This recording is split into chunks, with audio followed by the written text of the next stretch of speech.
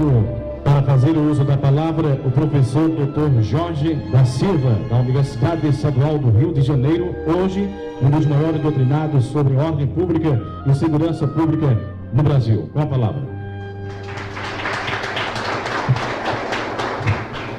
Bom, muito boa tarde a todos. Queria cumprimentar a todos, cumprimentando o prefeito Demóstenes Limeira. Dizer que é uma honra muito grande estar aqui no lançamento de um programa que foge do padrão tradicional, né, no Brasil, de pensar a segurança das pessoas apenas com a força, apenas com a polícia. Durante toda a minha trajetória, eu vou dizer aqui mais ou menos de que lugar eu estou falando. Eu entrei na Polícia Militar do Rio de Janeiro com 17 anos de idade, na Escola de Formação de Oficiais. E galguei todos os postos e cheguei ao posto de coronel da Polícia Militar do Rio de Janeiro. Fui chefe do Estado-Maior-Geral daquela corporação, no governo Brizola, subsecretário de Estado da Polícia Militar no Estado do Rio de Janeiro, era uma secretaria de Estado, subsecretário e chefe do Estado-Maior-Geral. Posteriormente, já na reserva, fui chamado para coordenar a parte da segurança, justiça, defesa da cidadania do Estado, junto ao gabinete do governador. E fui secretário de Estado de Direitos Humanos do Rio de Janeiro, do Estado do Rio de Janeiro. A minha atividade acadêmica, fiz o doutorado lá na Universidade do Estado, mestrado na Universidade Federal Fluminense, pós-doutorado em Buenos Aires, sou palestrante de vários estados, já estive aqui em Pernambuco muitas vezes, e em 1992, eu, no momento em que era subsecretário-chefe do Estado-Maior-Geral da Polícia Militar do Estado do Rio de Janeiro, eu fui convidado pelo comandante-geral da Polícia Militar do Estado do Espírito Santo para falar sobre o movimento que nós estávamos fazendo no Rio de Janeiro, sob o governo Brizola, no sentido de incorporar os cidadãos no esforço de conter a criminalidade. Tivemos um grande problema naquele momento, porque o governador Brizola não se referia aos moradores da favela como favelados. Eram cidadãos que moravam nas favelas. E aí, a elite do Rio de Janeiro reagiu muito fortemente contra aquilo. Agora, então, favelado é cidadão? Ou seja, o arquétipo de um morador de favela, qual era? O morador de favela, em princípio, é um bandido. Então tivemos muita dificuldade, mas conseguimos, a trancos e barrancos, implantar alguns programas de polícia comunitária já naquele momento. Então fui ao Espírito Santo falar daquele projeto. Eu tinha estado nos Estados Unidos, num grande programa desenvolvido pela polícia de Nova York, polícia comunitária, e fui chamado lá pelo comando da Polícia Militar do Estado do Espírito Santo. Ao chegar no aeroporto, tinha lá um tenente, magrinho, alto, que era então o tenente Júlio César, o primeiro tenente, todo aprumado, senhor coronel. E aí, a palestra era para os comandantes de batalhão e para os coronéis. Mas ele sempre foi muito, né? Não era para tenente a palestra, mas ele trabalhava junto ao comando geral, ele se infiltrou. Foi assim, não? Ele se infiltrou ali e ficou observando a minha palestra. E gostou do que eu estava falando. No dia seguinte, ele vai me levar ao aeroporto. E ele disse assim para mim: coronel, o senhor ainda vai voltar aqui para ver isso que o senhor está falando sendo implantado. Eu digo, que é isso, rapaz? Ele, quando conta essa história, ele diz que eu falei, deixa de lorota, não vai acontecer nada. E desculpem, 2 anos depois, eu sou convidado a ir a Guaçuí, no Espírito Santo, quando ele implantou junto ao prefeito, olha, vejam bem, em 1994, ele convenceu o prefeito do que está acontecendo aqui hoje. Ou seja, tem que chamar a comunidade, a prefeitura tem que assumir o seu papel, assumir o papel, que o prefeito tem uma responsabilidade muito grande com a segurança e com a tranquilidade dos munícipes. O prefeito não pode fazer hoje o que os prefeitos faziam há 10, 15 anos atrás, que eles dizem, não, vou cobrar do governador. Não é só problema do governador, segurança pública é do Estado, não é do município. E os prefeitos se saíam com essa. Então, o que está acontecendo aqui, né, nesta cidade, é uma coisa muito importante. Claramente, o prefeito assume a responsabilidade de que ele tem compromisso com os habitantes do município para promover a sua própria segurança. Não basta o prefeito, que o governo não manda a polícia, tem que aumentar o efetivo da PM, da Polícia Civil. Isso também é importante, a presença da polícia é importante, mas a parcela de responsabilidade da prefeitura, do prefeito, ela é muito grande, e eu parabenizo o prefeito Demóstenes por essa iniciativa.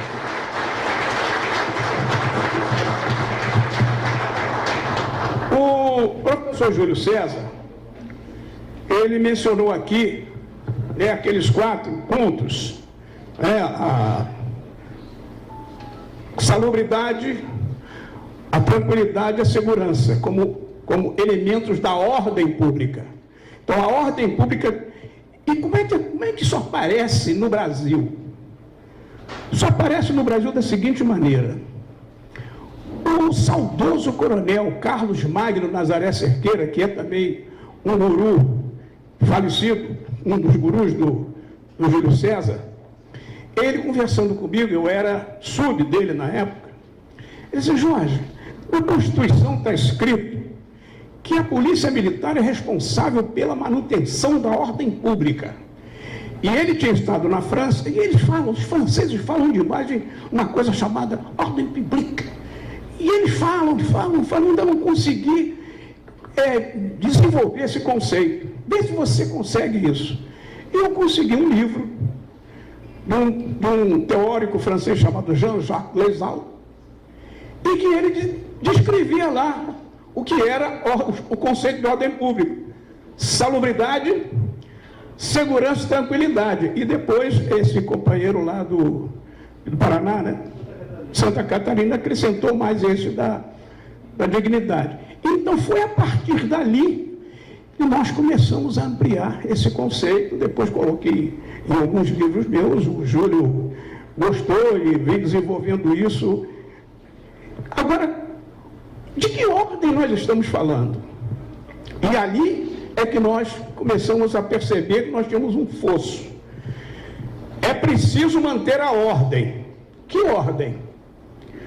É preciso manter uma ordem em que, por exemplo, as nossas cadeias estão cheias de pessoas das camadas populares, que praticam crimes teoricamente violentos, prisões imundas, sujas, né? Todos amontoados como gado, e as pessoas do andar de cima, quando excepcionalmente são atingidas pelo sistema, as coisas mudam, inclusive dentro das prisões.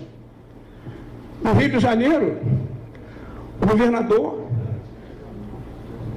Cabral, quando foi preso, ele tinha nomeado o secretário de administração penitenciária, que continua sendo o mesmo.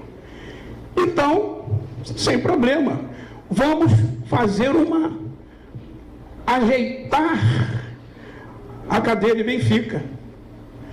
Aí fizeram obras na cadeia de Benfica, porque o governador novo precisava chegar, remodelaram a cadeia. E as pessoas acham isso muito normal.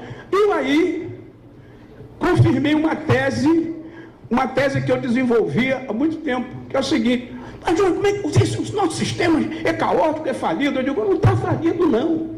Ele foi concebido para ser assim mesmo. As pessoas que conceberam o nosso sistema, conceberam-no para que ele seja assim, para que ele seja depósito de gente pobre. Ele foi feito para isso. E a solução, Jorge? Estamos com os presos errados. Nós estamos com os presos errados. Um exemplo claro disso que eu estou falando foi o que aconteceu, que eu acabei de mencionar. A cadeia ficou toda bonitinha. Estão lá. Os presos da Lava Jato do Rio de Janeiro estão lá nessa cadeia. Inclusive agora um outro governador também lá. Então vocês vejam só. Quer dizer, isso tudo está sendo assistido pela televisão. Eu imagino que os senhores aqui tenham visto isso, ou não. As mordomias, né? Essas pessoas, quando são atingidas pelo sistema, agora inventaram uma outra coisa. Prisão tornozeleira. Já sabia disso? É um outro tipo de prisão, prisão tornozeleira. Quer dizer, pessoas de determinadas camadas, quando são atingidas pelo sistema, vão para casa. A esposa do governador, que estava também condenada nesse processo, ela alegou que tinha cuidado do filho menor de 12 anos. E foi para a prisão domiciliar em sua casa, de frente para o mar, no Leblon, numa cobertura.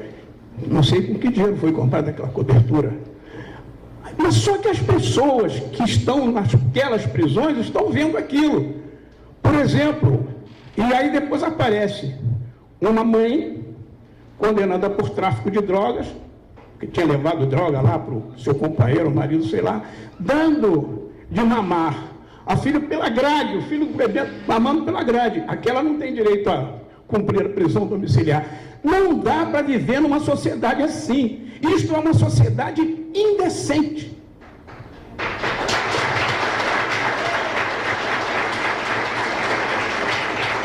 Não dá. E aí a gente não consegue entender por que razão, às vezes, um meliante, um traficante, um bandido, vem e te assalta e não está satisfeito só de sair, ele quer te matar, ele quer te humilhar. É porque ele é ruim, é inerentemente mal. Ele é inerentemente mal, sim. Mas há outras coisas que contribuem para que esse quadro, essa raiva, esse ódio se dissemine na sociedade. Então, eu tinha preparado aqui uma apresentação, mas eu acho que eu não quero me alongar muito, eu vou apenas projetar rapidamente e só tocar nos tópicos principais. Sobre a ordem, né? Que ordem a gente quer manter? É preciso manter a ordem. É preciso manter essa ordem desigual? Se é para manter uma ordem desigual no Brasil, chama a polícia, chama o exército, chama a marinha, para não mudar. Para manter essa ordem. Ou nós precisamos contribuir para modificar a ordem, para incluir mais pessoas no desfrute dos benefícios dessa sociedade. Eu acho que a gente pode fazer isso sem revolução, mas simplesmente que as pessoas que têm poder e voz na sociedade, que elas compreendam que não dá para continuar assim. O Brasil é campeão, né? Campeão no futebol, campeão mundial, é tetracampeão mundial de futebol, mas é campeão mundial também da matança. É o país que mais mata no mundo. Nós somos campeões de homicídios. 61,5 mil homicídios por ano. Olha, isso não pode ser naturalizado, como já foi mencionado aqui. Então, essa questão importante, o município assume o seu papel. Pode seguir. Camaragibe, o município assume o seu papel. A segurança, pode seguir. Eu vou chegar aqui nesse ponto. Quando eu consegui esse livro do Gleizal, desse francês, nós descobrimos o seguinte, que como está acontecendo aqui em Camaragibe da Paz, por intermédio do Dr. Júlio César, Esse programa é concebido a partir de dois conceitos fundamentais. O de ordem pública, como já foi mencionado aqui, tomado não no sentido restrito de lei e ordem, não é tudo matéria, é lei e ordem, não. Ordem pública no seu sentido lato, como sugere Jean-Jacques Gleizal, englobando as noções de salubridade, tranquilidade e segurança. E esse companheiro lá de Santa Catarina acrescentou a dignidade humana, sim, além de outros aspectos da ordem, como ético-moral. Então, veja bem, por que salubridade? Nós temos que manter a ordem, chama a polícia lá, aí a polícia vai lá, suja as botas porque está tudo cheio de lama, né? Vala de esgoto, é para manter essa ordem. Isso não diz nada. As pessoas caminhando na lama, sem energia, sem as condições mínimas, sem transporte. Quer dizer, então, para manter essa ordem, só com muita força da polícia, das Forças Armadas. Então, é preciso pensar que manter essa ordem estruturada no Brasil é impossível.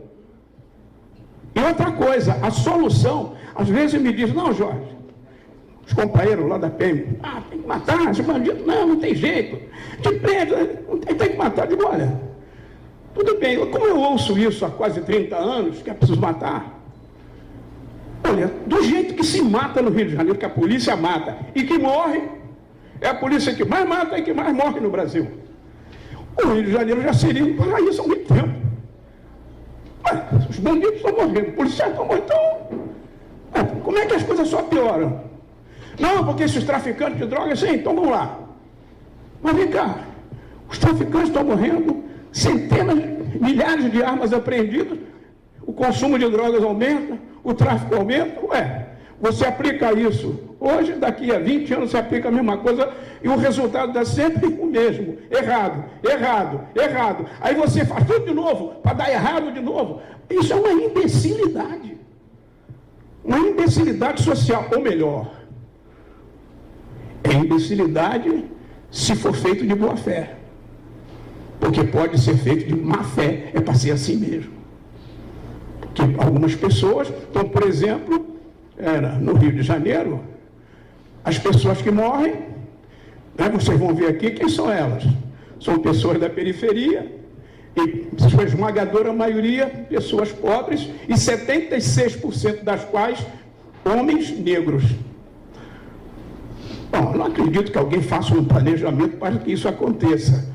Mas se isso acontece e não sensibiliza as pessoas, é porque elas estão indiferentes, porque elas não são o alvo, da vitimização. Pode seguir. Eu falei em 61 mil, foi o dado do Fórum Brasileiro de Segurança Pública deste ano, quer dizer, com relação ao ano de 2016. Mas há alguns dias, isso foi publicado pela Globo News. Fonte, Organização Mundial da Saúde. Brasil, campeão mundial de homicídios, 64 mil homicídios por ano. Índia, 1 bilhão e 200 mil habitantes. O Brasil tem 207 mil habitantes. Índia, 1 bilhão. Brasil, 64 mil, Índia, 52. E vai para aí, México e tal. Estou vindo do México agora, eles estão apavorados. Estão apavorados porque o presidente Calderón, não vou falar nisso aqui, se alguém depois quiser perguntar, eu até respondo, ou aqui ou ali, ele colocar as Forças Armadas na rua para proporcionar, trazer a paz novamente aos mexicanos. Isso em 2008. E eu estava lá porque a minha universidade foi convidada para ser observadora e o reitor me mandou como observador da universidade. E o presidente Calderón chegou lá, não, que nós estamos colocando as Forças Armadas, já prendemos tantos traficantes, já confiscamos tanta droga, já confiscamos tantas armas e tal. Não, muito bem. 2008. Eu estava lá assistindo. 2 anos depois ele vai aos Estados Unidos reclamar que os Estados Unidos estavam mandando armas para os Estados Unidos. Sabe quantas armas ele reclamou que eram vendidas na fronteira dos Estados Unidos com o México? Ele vai lá e diz 7 mil lojas vendendo armas nos estados fronteiriços com o México. Então, é mais ou menos o seguinte modelo. Vocês brasileiros aí, vocês têm que trabalhar essa questão das drogas. Isso é uma guerra às drogas. Mas é uma guerra às drogas. Aí a polícia quer saber sempre de armas mais potentes, porque os traficantes estão com armas potentes. São fuzis de guerra, fuzis AR-15, fuzis AK-47, que é o fuzil mais procurado nas guerras de hoje em dia. AK-47. Aí tá 60, 50, 60, 30 com aparelho, vocês devem ter visto. Armas, vem cá. Essa quantidade de armas apreendidas faz a felicidade de quem? Faz a felicidade da indústria bélica. A indústria de armas americana, dos países europeus, a indústria de armas brasileira, que os assaltos de pistola aqui no Brasil e revólver são praticados com pistolas e revólver produzidos no Brasil. É uma coisa que... Não, mas não se pode falar nisso, que a indústria... esse camarada está falando disso, ele é comunista. Pronto, aí botou o camarada de comunista, aí não pode mais tocar nesse assunto. Então, esse é um problema sério. Então, o presidente Caldeirão, em 2010, reclama que você atiça a guerra, e nessa guerra o que está acontecendo? Os mexicanos estão se lá agora. Os mexicanos estão lá nessa guerra matando mexicanos. Um morticínio tremendo nos Estados Unidos. Brasileiro matando brasileiro. Mas o Brasil é um traficante. Sim, mas o traficante mas é bandido, mas ele é brasileiro. Não, vai destituir também o traficante da nacionalidade dele. Vai destituir o bandido da nacionalidade, ele é brasileiro. Então, se o traficante está matando o policial está matando o traficante, matando suposto traficante, balas perdidas matando crianças. Nós estamos nos matando com esse modelo que foi inventado de fora para dentro. Nós somos uns idiotas, do meu ponto de vista. Esse modelo é um modelo de idiota, ou então ele foi feito para isso mesmo, por alguém de muita má fé. Pode seguir. Os dados do Fórum Brasileiro de Segurança Pública. 61 mil assassinatos em 2016. 61 mil, botei ali um número errado. 21.897 pessoas perderam a vida em ações policiais entre 2009 e 2016. A maioria, 99% homens, entre 12 e 29 anos, em ações policiais. 81,8% entre 12 e 29 anos. 76% desses homens negros. Mas isso é uma coincidência, Jorge. Tá? As pessoas até se esquecem que o Brasil manteve um modelo escravista durante quase 400 anos.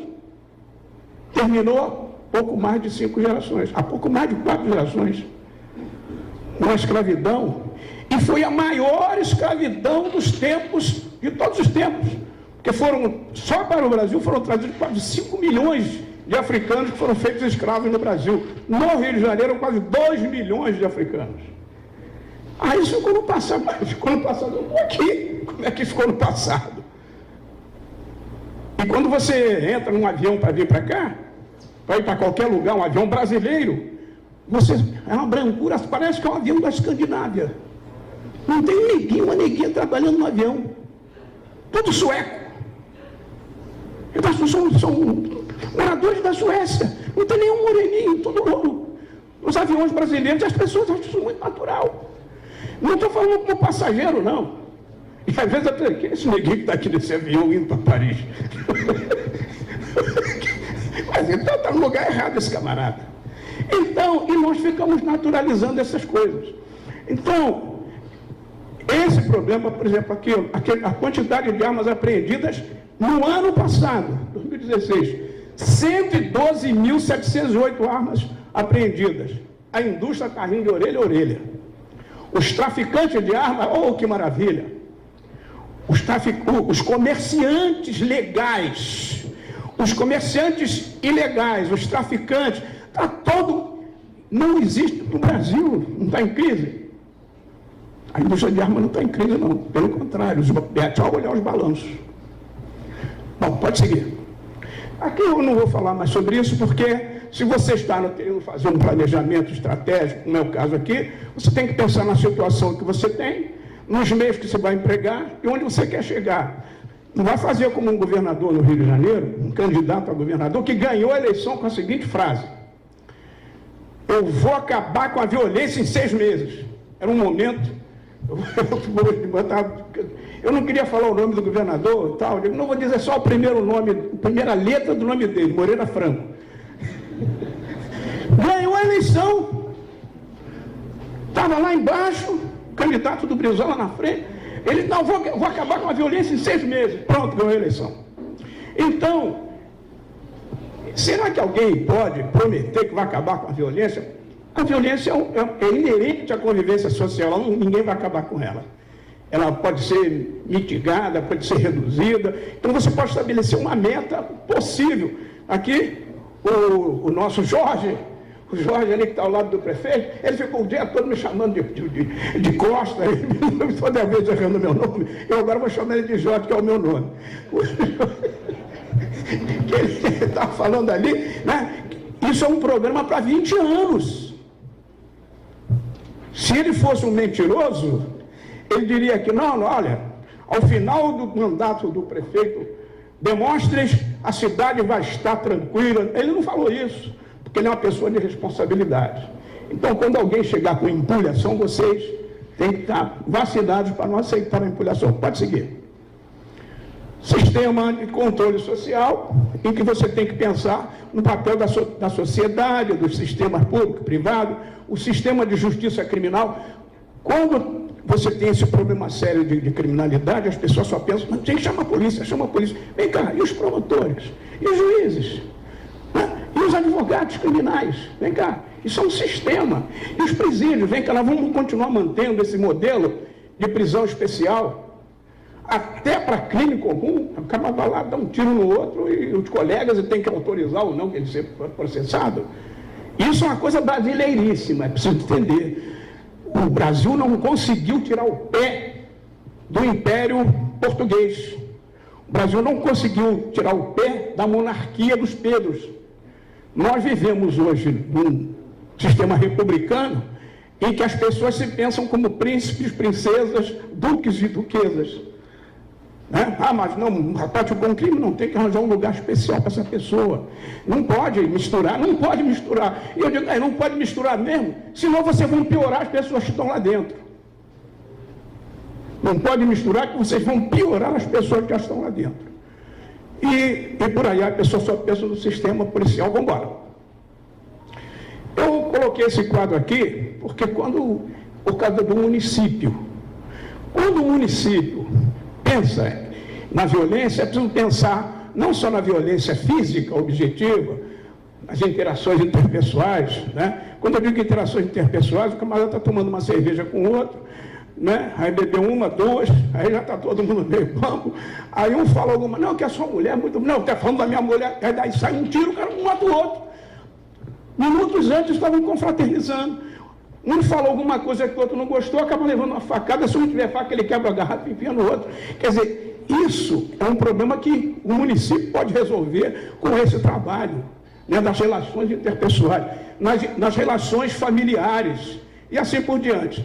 E eu tenho aqui a violência simbólica, que é uma violência que não é física, mas ela também fere muito. Então hoje não acontece mais isso comigo, porque eu já estou meio velho. Então eu entro no shopping hoje, então esse velhinho, coitadinho, ele não vai fazer nada. Mas quando eu era mais jovem, e os jovens de hoje passam por isso, senta num shopping, aí depois tem lá um camarada que fingindo que está olhando para o teto, mas ele está te acompanhando de longe. Aí você está lá atrás de uma outra gôndola, aí o cara aparece por lá e tal. Quer dizer, os negros conhecem isso muito bem. Isso se chama violência simbólica. Outra coisa, os detetores de metais dos bancos. Detetor de metal. Aí um sujeito, boa pinta, entra com uma metralhadora e o detetor de metal não apita. Aí vem o neguinho, limpinho, tranquilo, sem problema nenhum. O detector de metal no Brasil detecta cores. Não detecta metal. E a gente fica achando isso muito normal.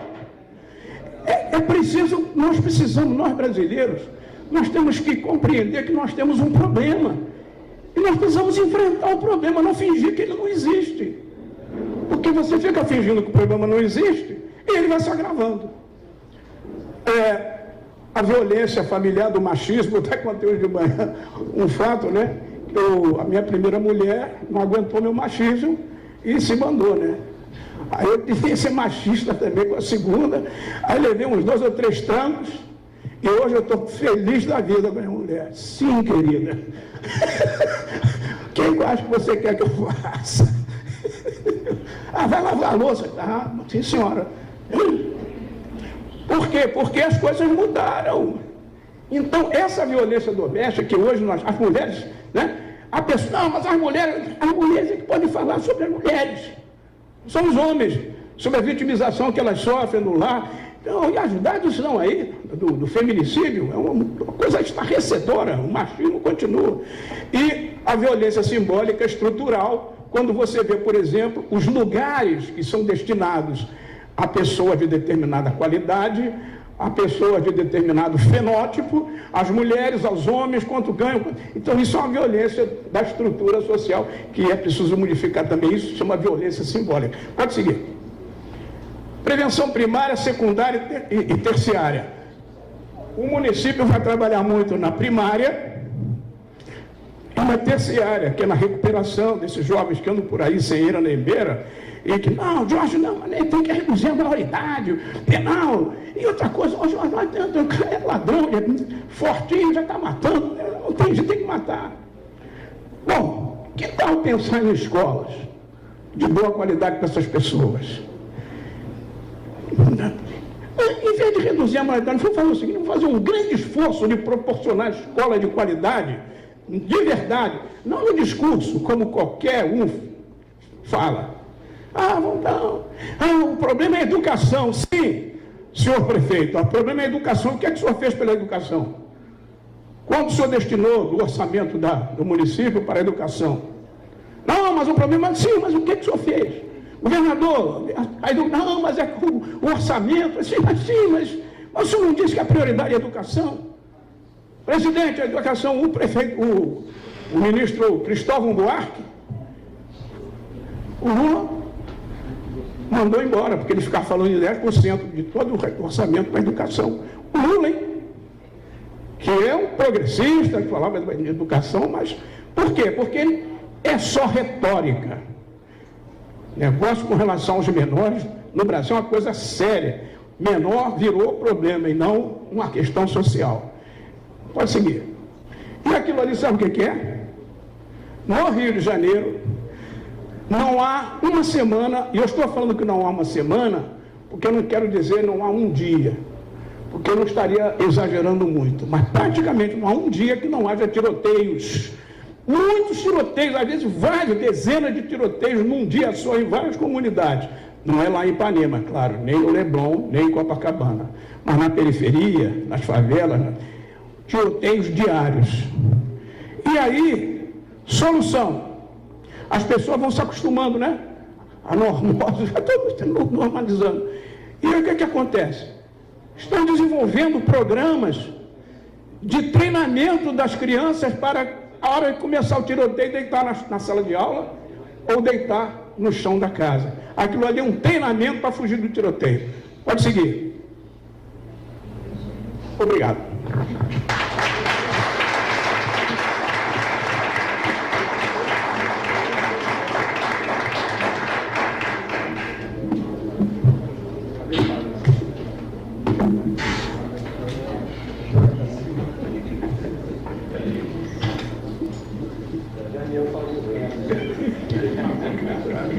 Dando continuidade às falações, convido para fazer uso da palavra o excelentíssimo senhor deputado estadual Aloysio Lessa. Com a palavra.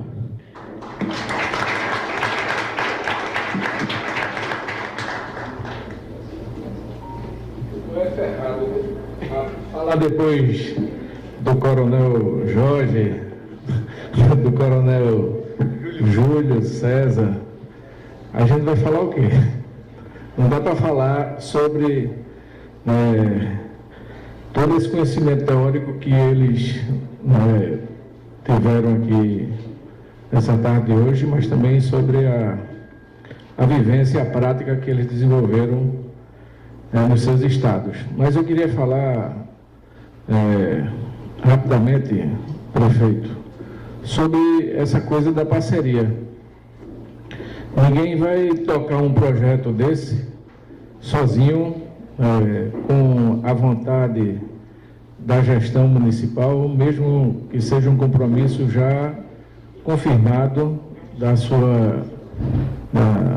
do seu estilo de governar, colocando luz nesse assunto, através do seu secretário Daniel, com a ajuda dos vereadores, cumprimentar os vereadores aqui, aprovando legislação municipal, enfim, com o setor empresarial do município, aqui com a equipe do Reserva Camará, mas também com as parcerias que são importantes com o governo do Estado, com a União, com recurso público, com emenda no orçamento, com emenda parlamentar, e também com o envolvimento da sociedade civil, que cumprimentar o Ibernô, em nome de quem representa a voz da sociedade.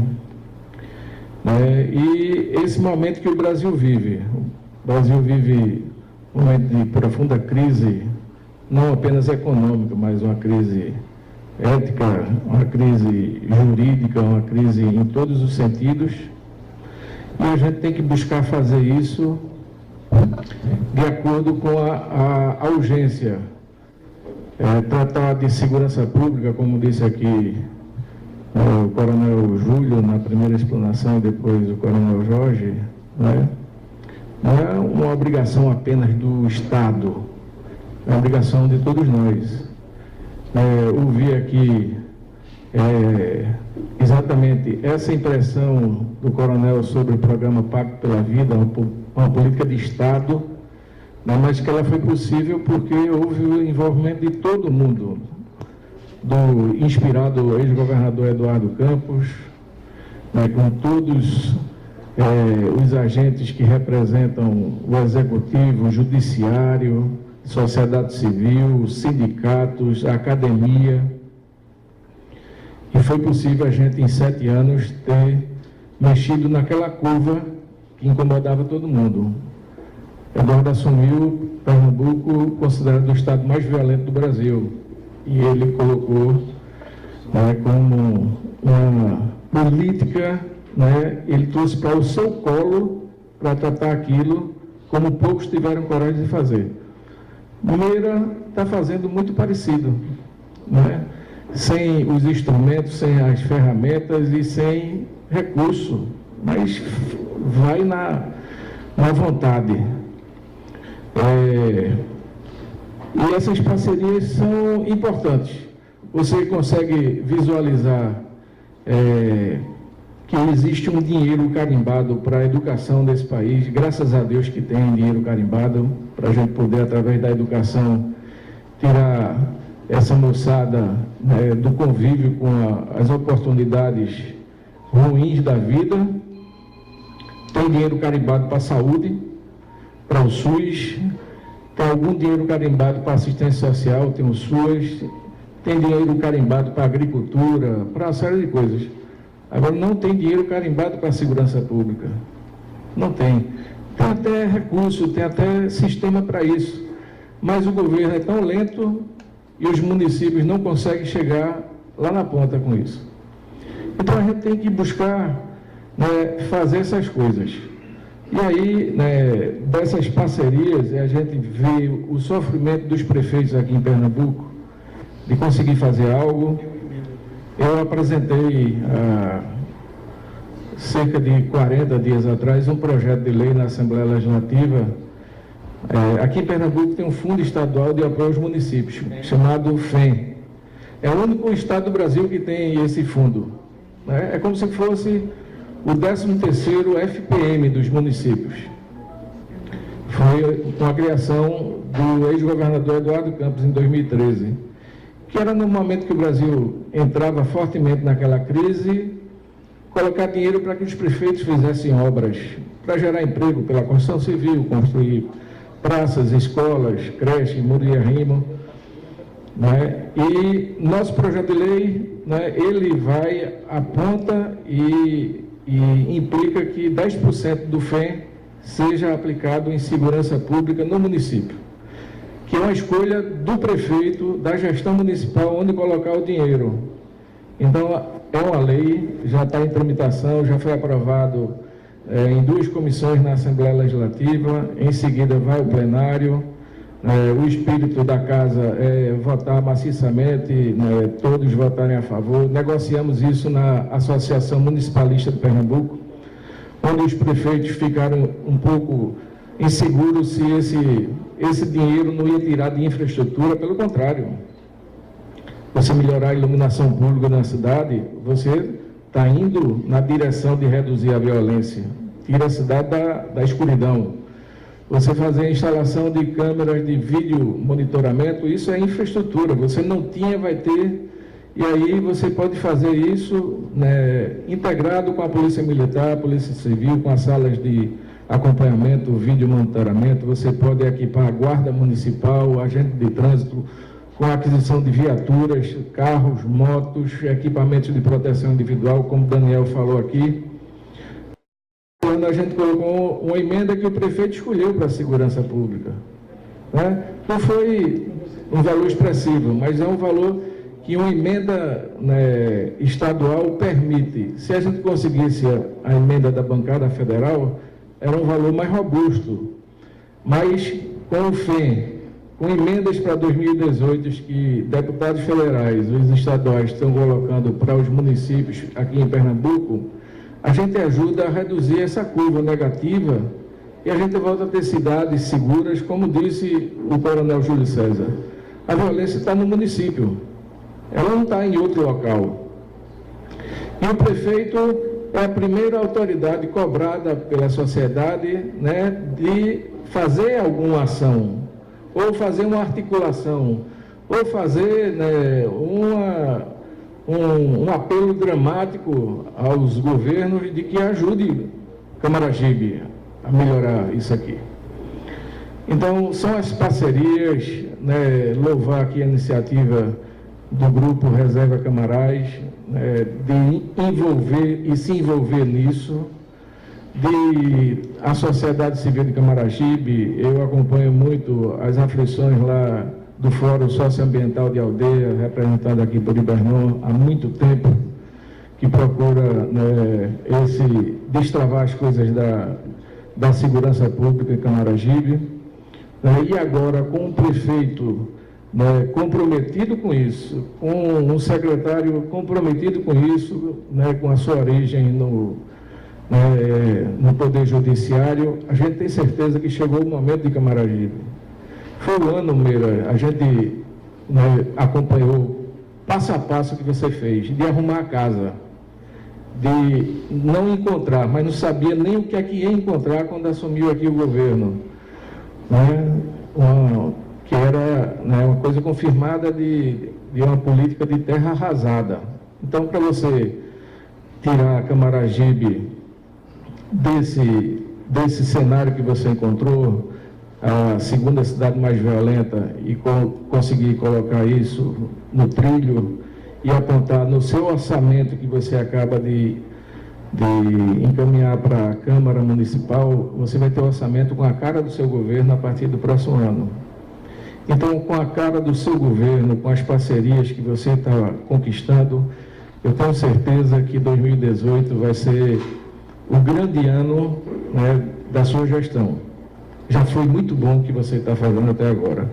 Agora vai ser muito melhor a partir de abril, com o início do shopping aqui, né, que vai estar muita coisa boa acontecendo, né, e a gente precisa ajudar isso a acontecer melhor, acontecer, né, com todas as secretarias funcionando, né, as entidades, os órgãos vinculados à segurança pública, a gente fazer essa integração entre os governos, né, e para isso a gente precisa fazer a adesão de fato, de direito ao programa Pacto pela Vida. Você já assinou o seu compromisso lá junto ao governador Paulo Câmara, e agora a gente vai, de fato, praticar isso, sair da teoria, com esse grande projeto Camaragibe da Paz, que esse sim é um projeto para todo mundo abraçar, todo mundo se envolver, porque está em jogo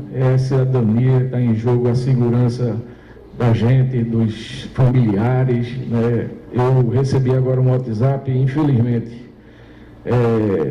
aconteceu um sério acidente de trânsito nessa noite no Recife. Um jovem que era envolvido com drogas e com bebida, segundo ele tirou o carro escondido do pai e matou uma família. Acaba de falecer o menininho, a mãe já tinha morrido, a babá, e o pai e a filha continuam, continuam lá, internados na UTI, sem muita chance de sair dessa. Então a gente tem que fazer isso, a gente tem que barrar na matriz, barrar no nascedouro o que gera violência, que seja essa política de cultura de paz, de você, no bar, você já fazer aqui lei seca, de você fazer aqui os agentes de trânsito, que tem um trabalho muito importante aqui em Camaragibe, a Guarda Municipal, de a gente não deixar esses exemplos serem uma rotina nas nossas cidades. Então, vamos abraçar, primeiro, o seu Camaragibe da Paz, vamos abraçar tudo que tiver integrado com isso. Melhorar a educação, melhorar a paz, saúde, melhorar a paz, fazer chegar as políticas voltadas para as minorias, também é isso que a gente tem que fazer. Então, com isso, eu já estou, de fato, integrado ao seu governo, como amigo, como deputado que tem acompanhado no dia a dia, e que agora a gente fazer esse carro rodar, trocar a roda em movimento, porque a gente tem aqui pressa para fazer isso acontecer. Parabéns para todo mundo aí, vamos ajudar o prefeito a desatar os nós.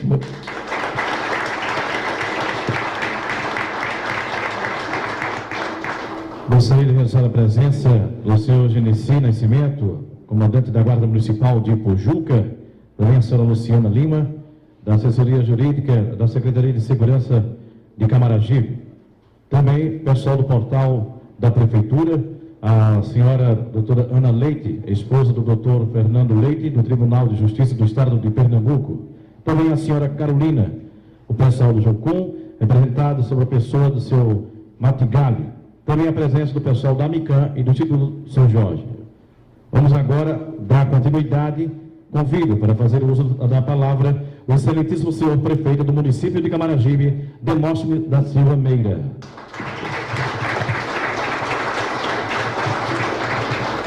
Eu prometo que vou ser breve. Estou vendo a afeição das pessoas cansadas, Um dia de uma exposição maravilhosa. Quero agradecer a Deus por essa oportunidade e dizer que o Camaragibe da Paz começou lá no Espírito Santo. Quando Joana Dark, minha cunhada, falava de um coronel para mim, brilhante, e que tinha ido a Jaboatão dos Guararapes, e que eu era obrigado a ir ao Espírito Santo, que não tinha outra história, eu tinha que ir. E aí o coronel Júlio César carinhosamente nos convidou, e eu levei o doutor Daniel, que seria o secretário, e que teria que estar preparado, não é, coronel? Jorge. Não vou errar não seu nome. Essa falha que o Daniel cometeu, eu não cometo. Então teria que ir, e fomos. E na hora o coronel Júlio César, depois de apresentar o projeto, primeiro ele pagou um jantar maravilhoso, que até hoje eu estou devendo um jantar a ele, e no barco pernambucano, viu? Mas conhecemos o programa de segurança pública, o que nos encantou, e não poderia deixar de abraçar, porque eu sou cria de Miguel Arraes de Alencar, amigo de Brizola, vim da casa de Miguel Arraes, fui moleque na casa de Miguel Arraes, estudei com Pedro Arraes e gostava muito do que o doutor Arraes fazia, políticas públicas, política voltada à discussão dos segmentos da sociedade civil organizada. Não era uma política pessoal, PEG, mas era uma política onde o doutor Arraes visava a maioria, discutir com a comunidade e trazer à tona os problemas da comunidade e resolver. Eu fui um dos moleques que estava no terraço da casa do doutor Miguel Arraes, quando havia o problema do homem do campo, do trabalhador do campo, da usina, que trabalhava 6 meses e passava 6 meses comendo rato, ou matando gato para poder alimentar a família. E o doutor Miguel Arraes, no terraço da casa dele, na rede, fumando aquele cachimbo dele, fazia... Eu não sei qual é o nome que eu vou botar no programa, mas eu já estou pensando em um programa para solucionar a vida do trabalhador do campo, da Mata Sul e da Mata Norte, que trabalham para as usinas 6 meses e 6 meses da entre safra da cana, passam fome. E o doutor Miguel Arraes olhava assim para mim, para Pedro, e disse, eu já sei qual é o nome, Chapéu de Palha. E esse programa foi um programa que o doutor Miguel Arraes pegava o trabalhador da cana, que estava desempregado, e ali colocava para as cidades, onde eles trabalhavam na cidade, limpando as cidades, e não passavam fome, nem tinha que matar gato, nem tinha que comer rato. Preocupado com a violência do nosso município, e eu quero dizer, coronel, seu desafio só está começando com a autorização de PEG, que é a nossa parceira dessa parceria público-privada, não é? O senhor vai mais à frente. Sabe por quê, coronel? Coronel Jorge, a guarda municipal daqui vai ser armada. Nós temos que colocar a guarda municipal armada. A guarda municipal não pode estar desarmada. Sabe por quê? Como é que a guarda vai ver um ladrão assaltando e vai dizer, ei, seu ladrão, pare aí, que eu estou com o cacetete aqui. Vai levar um tiro. A guarda municipal vai estar armada e vai estar preparada.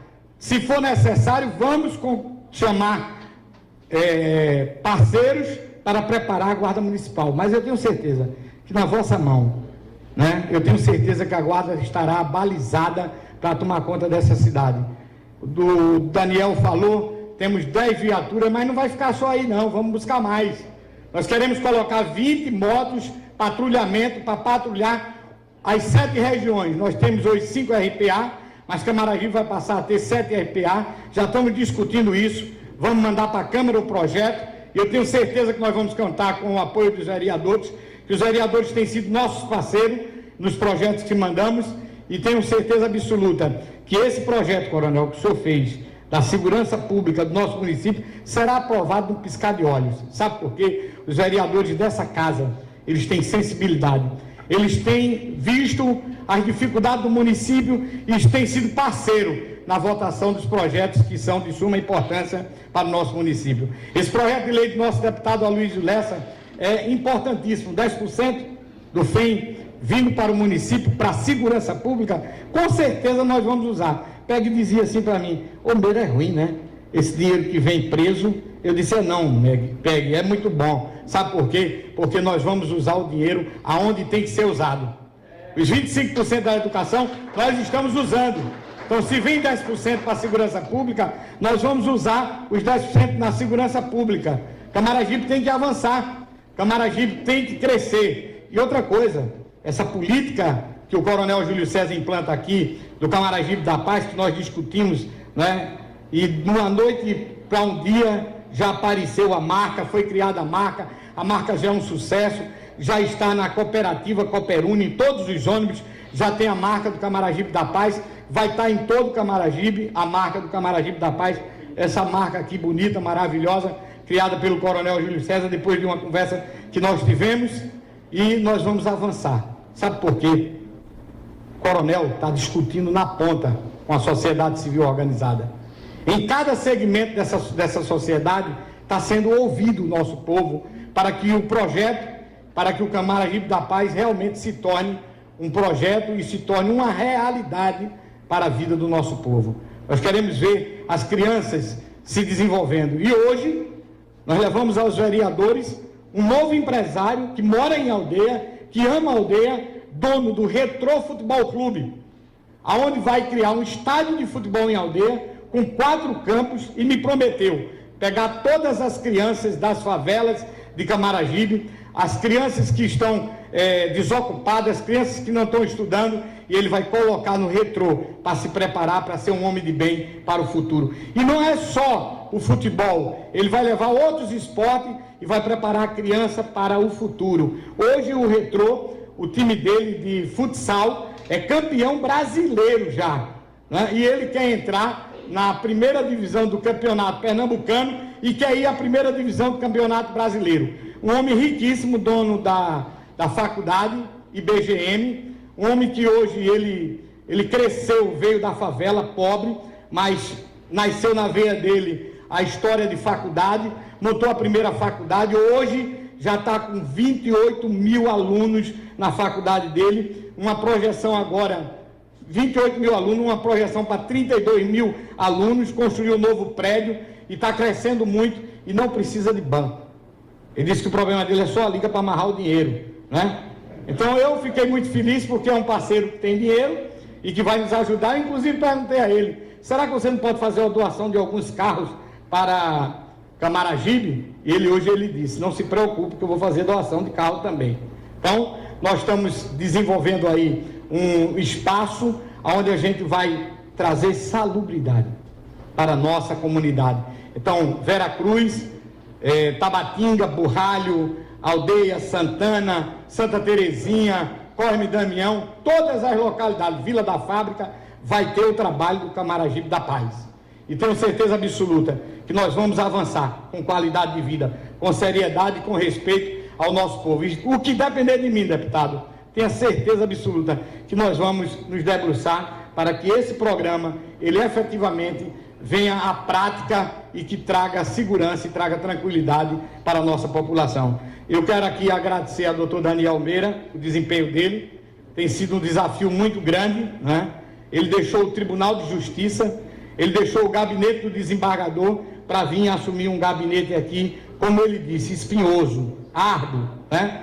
Mas eu tenho certeza que vai chegar o momento dele agradecer essa oportunidade, porque o desafio, ele tem caminhos que às vezes nos parece muito difícil no início, né? Cheio de truculência, cheio de dificuldades, mas no final vai ser um caminho de luz, um caminho de paz, um caminho de vitória, um caminho onde o senhor será ovacionado como secretário pelo caráter, pela personalidade, pelo desempenho da sua função como um secretário que realmente trabalhou e desenvolveu políticas públicas sérias que melhorou a segurança do nosso município.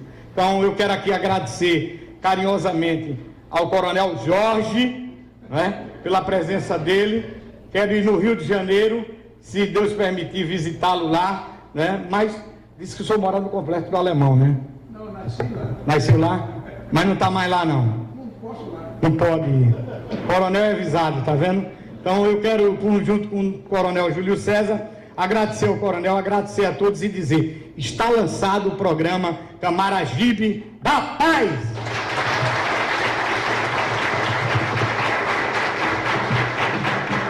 Neste momento, o excelentíssimo senhor prefeito de Camaragibe, Demóstenes Silva Meira, assinará solenemente os seguintes decretos. Convido Daniel Silva Meira para a assinatura da criação do programa Camaragibe da Paz.